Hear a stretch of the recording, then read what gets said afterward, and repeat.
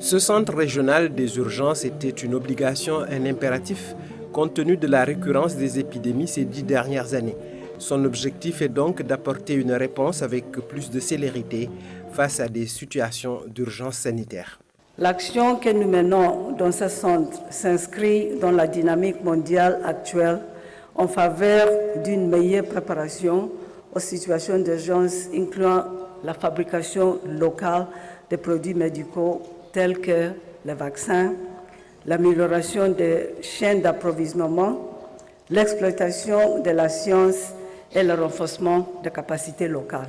Près de 30 pays, 27 exactement, de l'Afrique de l'Ouest et du Centre, partagent ce centre de 8000 m². Il est situé à Diamniadio et se dresse au beau milieu de la nouvelle plateforme industrielle inaugurée une semaine auparavant. Avec sa triple vocation d'appui aux pays d'Afrique, de l'Ouest et du Centre, la gestion des situations d'urgence, d'assistance technique, à la gestion des urgences sanitaires, ainsi qu'à la gestion de la formation des experts chargés de la gestion, ce nouveau hub sonne l'éveil d'un continent bien souvent à la traîne dans la recherche des solutions nécessaires. De tous les continents, l'Afrique est celui qui fait le plus face à des situations d'urgence sanitaire en ce moment. Assez régulièrement, on note des poussées épidémiques et le souvenir du Covid-19 est frais dans les mémoires. J'en suis persuadé, ce centre va améliorer la gestion des urgences sanitaires en Afrique, aussi bien dans la qualité que dans la promptitude des réponses aux épidémies. Ce hub, doté de nombreuses composantes, parmi lesquelles le prépositionnement stratégique des fournitures d'urgence, permettra au Bureau régional de l'OMS pour l'Afrique de venir en appui aux États membres touchés par des crises sanitaires ou humanitaires à travers une action plus rapide et mieux structurée.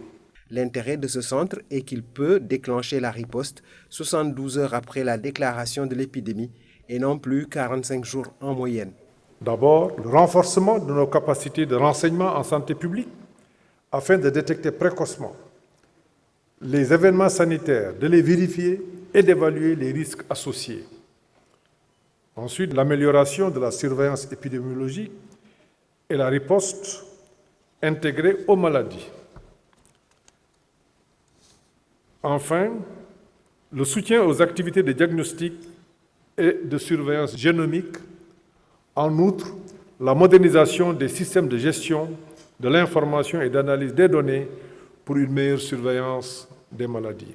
Les autorités sanitaires nationales apprécient à sa juste valeur cette importante structure qui dispose d'une logistique et d'un système d'information rapide pour la gestion des données.